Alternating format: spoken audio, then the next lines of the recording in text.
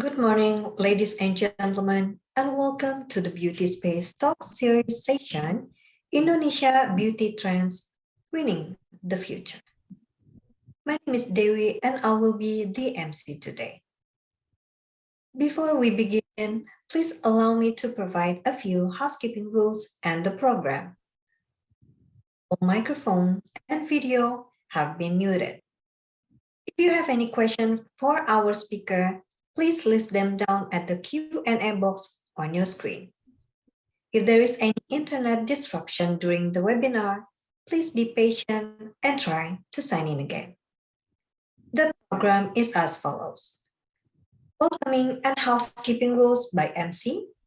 Presentation by Ms. Prita Anindya Laksmita as Beauty Sector Manager at Kantar Worldpanel Division. Topic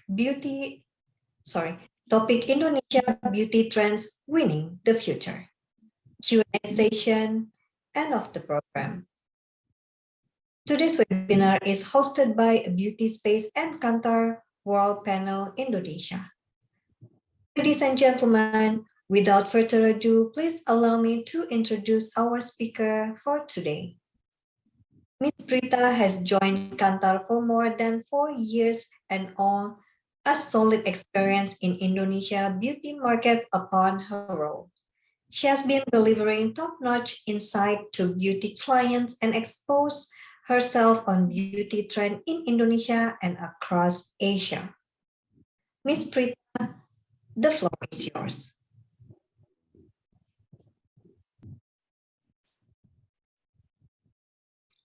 Thank you, Mbak Dewi, for the warm greeting. Good morning, everyone. Hope everyone's healthy and excited to get to know more about what's happening in the Indonesian beauty market as much as I am happy to be with you today. My name is Prita, and I am the beauty expert for Indonesia from Kantar Worldpanel Division, the world's leading data insights and consulting company for understanding shoppers' behavior. Okay, on the next slide, we will see the agenda for today. So before we start this session on how you can win the beauty market, I'd like to get you through the agenda for today. So first, I would start with a glance of Kantar Worldpanel Division, so how our data can be beneficial for you. And second, some slides of macro Indonesia and the beauty market performance. And third, moving on to the interesting part, which you might be looking forward to, how to get to know the beauty trends. And lastly, the future steps to win Indonesia beauty market, which you need to anticipate.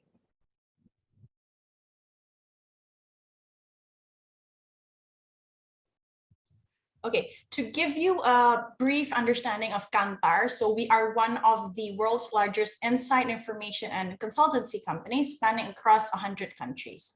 Our mission is to go beyond data by providing deep insights and business solutions to help clients make better decisions.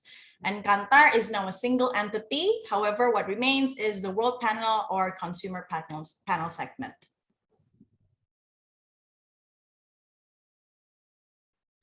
Worldpanel has the largest panel of shoppers covering most regions in Indonesia, both urban and rural regions.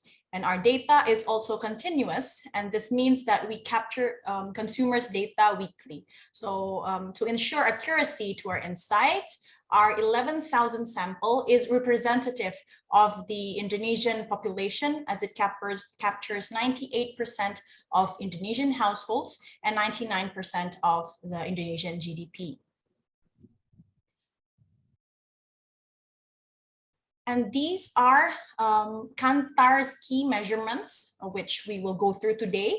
So it includes penetration or buyers, and then frequency, purchase occasion, shopper spend per trip, and shoppers volume or units bought, and also the price of the products. And we use these measures to provide you with the growth drivers and to explain what's happening in the market. Moving on to the second agenda, let's have a look at the recovery of Indonesia's economy and how it reflects also in the beauty category. Now, as we see here, our GDP in the latest quarter still shows a positive rate, even though not as high as the first quarter 2021. Household consumption is at 1% growth compared to last year, and this indicates always an opportunity for growth. We know that the strict restrictions happening back in July results in lower average cases recently. And this is simultaneous with people starting to go out and having higher mobility. And this also shows how Indonesians are now learning to live in the new normal.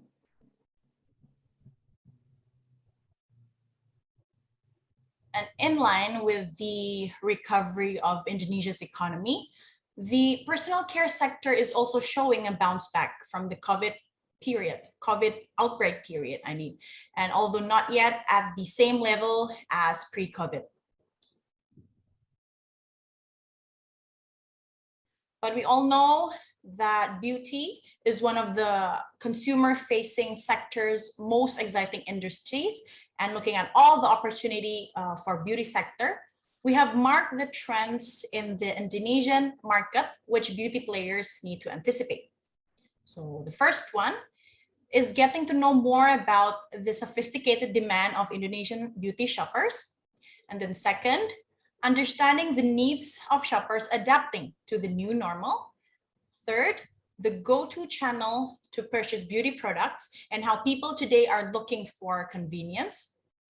And lastly, how different buyers, different demography owns a different desire in choosing beauty products. And these 4 points will help you create strong strategies in building your beauty portfolio. Okay, so if we look at the first trend, what are the sophisticated demands for beauty shoppers? Adapting to the pandemic, Indonesians start to adjust their lifestyle to feel better, compensating for the boredom of staying at home. Hence, they always keep themselves busy to look good. And knowing that, do-it-yourself or self-care beauty products are growing quickly, and which is driven by mask. And on the right side, you can see that it is also unique how skincare brands have kept shoppers engaged by using KOLs to promote their products to the right market, and also to provide digital consultation to meet consumers and shopper specific needs. And indeed, if we talk about the specific needs, skincare actually managed to grow as they offer a wide range of key benefits. And this also caters the different skin problems of beauty shoppers outside their basic necessities. And now, even serum offers hydrating, brightening, and anti-aging features, not only moisturizing like before. And it gets interesting that surprisingly, the local brands manage to meet the customers' needs, as they mostly provide the top information that shoppers look for before purchasing beauty products. So on the left side was our survey to shoppers, to beauty shoppers. And on the right side, we see that the local beauty products has initiatives where they promote quality, natural ingredients, skin type recommended, and also active ingredients with clear information on their packaging and throughout their communications. And this has resulted in a higher contribution of local brands in the recent year.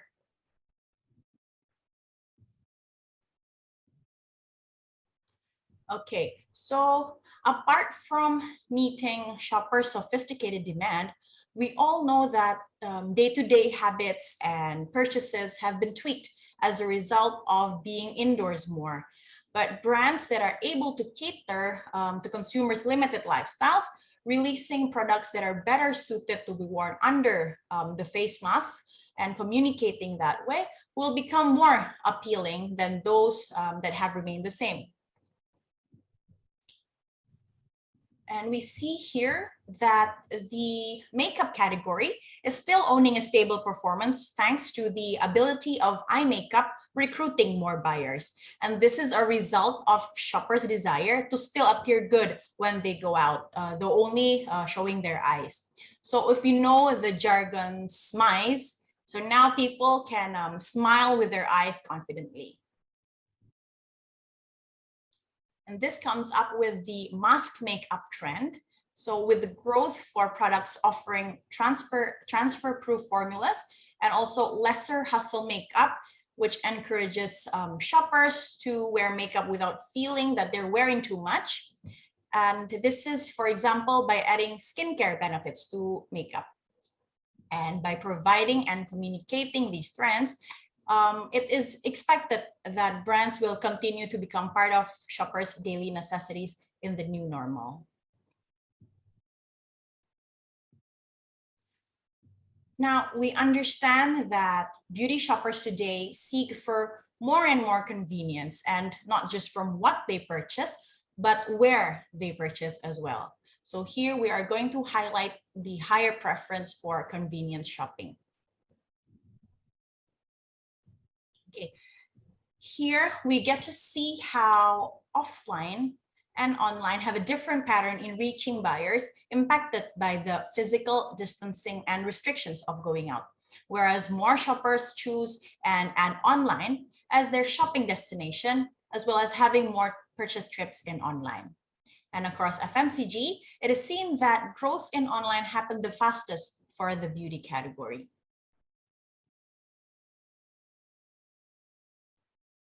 And if we compare both channels among personal care categories, it is seen that more categories are growing in online rather than in offline. And this shows how online has become more and more relevant to the beauty category.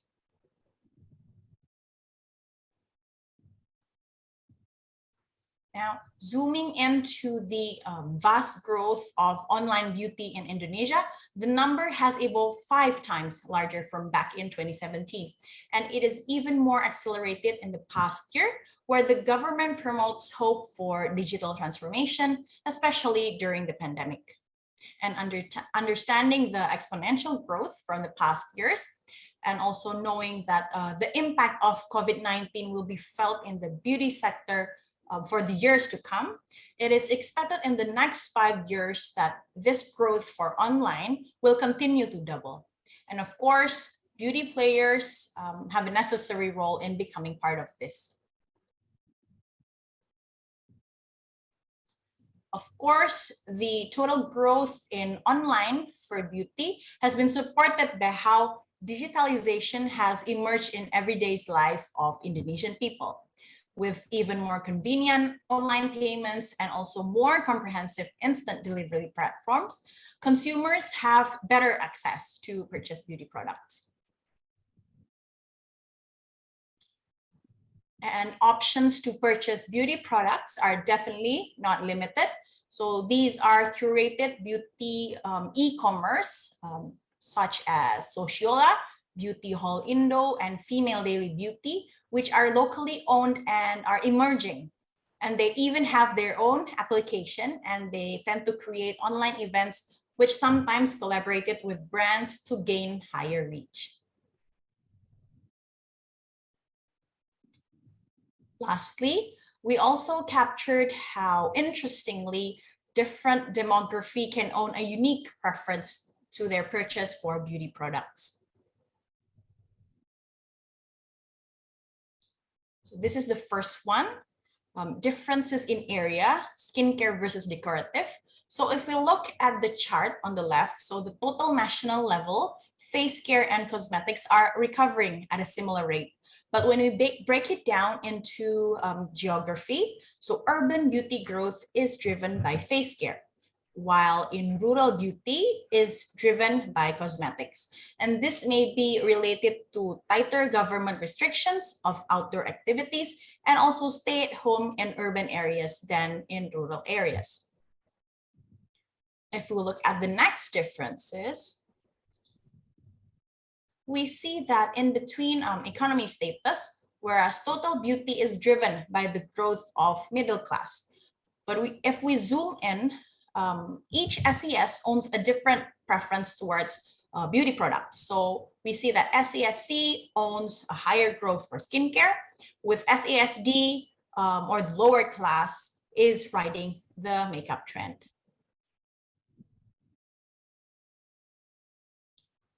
Now, it is also important to understand our buyer's age, as it may reflect different needs affected by skin condition and also social activities. And below are some examples of different preferences to keep in mind between younger and older cohorts. So first, nourishing for youngsters over covering imperfections for the older cohorts. And this may be due to the different needs of older shoppers in their daily activities, such as working, going to the office versus going to school. And second, this is quite interesting that younger cohorts are also over-indexed in advanced face care formats. And this could be due to the exposure of advanced ingredients with information available in social media, which allows easier access to beauty knowledge and also product information. And the third one, for cosmetics, we know that lips and eyes are more purchased by younger cohorts, as they have focused on skincare for their face. So that's why face cosmetics is skewed over older cohorts. And by getting to know the complexity of the Indonesian market and the different needs and wants from a diverse community, beauty players can easily offer the right products to the right buyers.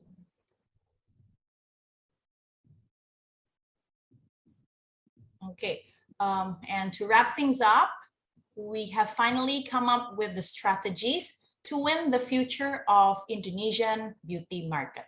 So first, learn from the local brands that they managed to expand the key benefits beyond the basics to meet shoppers' sophisticated demand.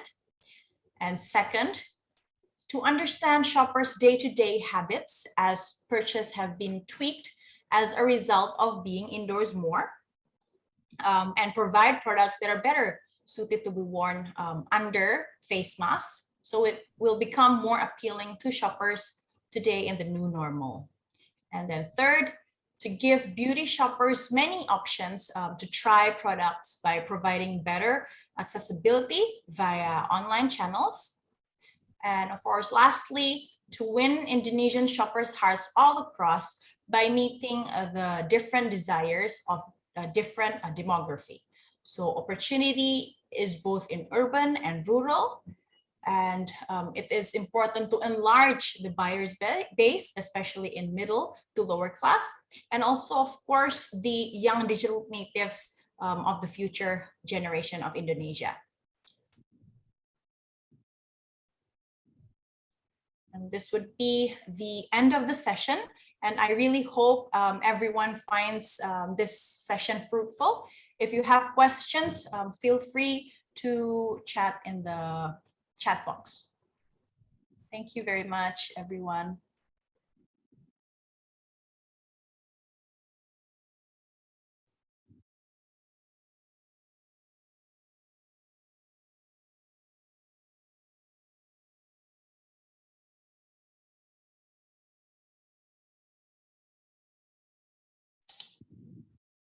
Thank you, Ms. Prita. The next session is Q&A session.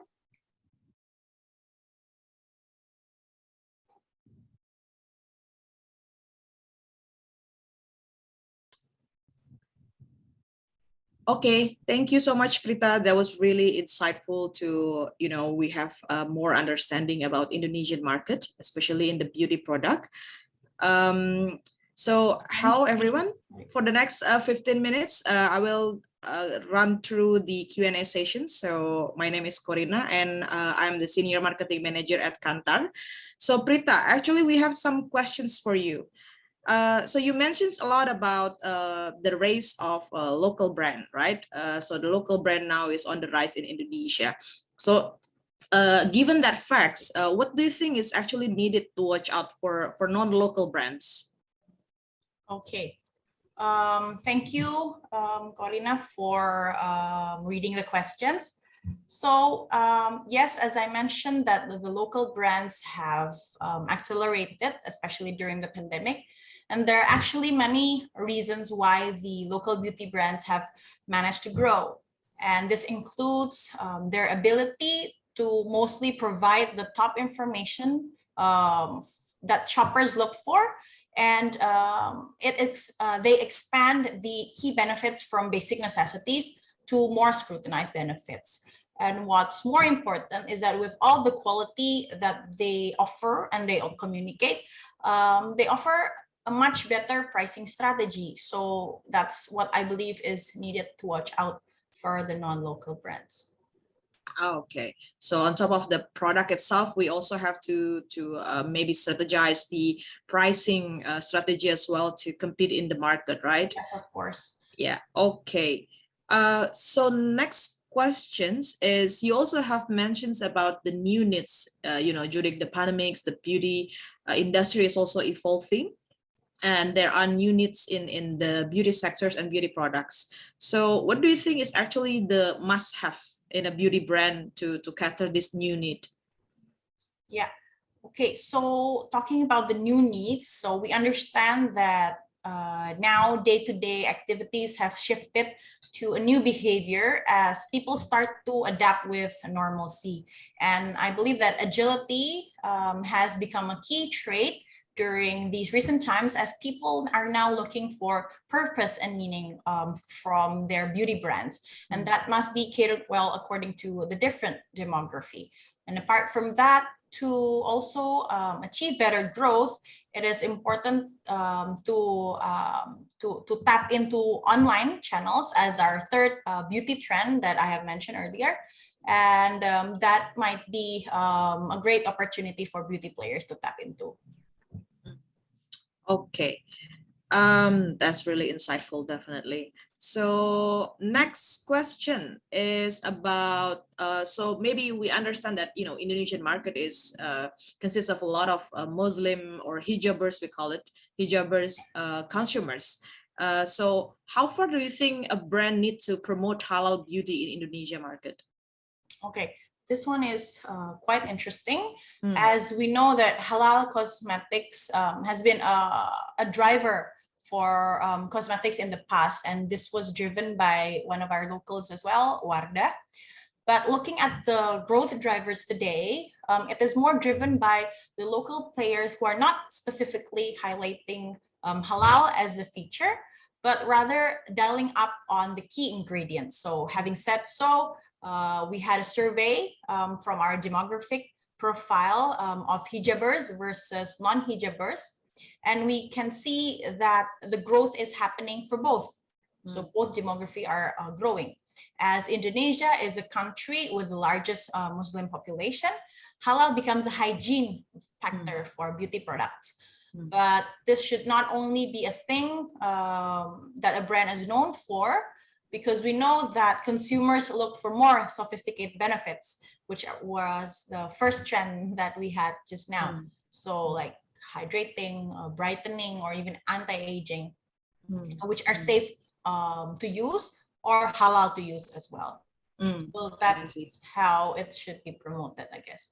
Yeah, of course, because given the population and the majority of the nations, I think it becomes a hygiene factor, and I think it's also regulated by the government that all of the consumer goods products that sold in Indonesia, they have to halal certified to reach the consumers. And yeah, I think we have another question, Prita. So there's a questions, how about the imported products? So do you think these imported products, or maybe bigger brands, they still have a strong growth in Indonesia market during this pandemic situation? Okay, so talking about the imported products, of course, we are much, having the online trend, and also knowing that the digital natives are currently very engaged and tech savvy. So it is, so the imported products or beauty products from international international beauty products, I mean, is still riding the trend, knowing that we are, the digital natives gain information from social media. And talking about the strong growth in Indonesia market, we might need to check on that as well from our data. So I might not be able to answer this right now. Okay. So thank you. Anyway, regardless the brand is a local brand, international brand, I think it's also important for them to actually fit into the needs, the new needs, and also the current needs in the market itself. Yeah. Okay. So let me check on the Q&A box again. Okay. Yeah. I think we already answered all the questions. So everyone, thank you so much for joining the sessions. If you still have further questions, you can reach us into our website. There is an inquiry form in www.kantarworldpanel.com/id. So I think that's all for these sessions, and I will hand it over to the MC. Thank you, everyone. Have a good day. Thank you very much, everyone.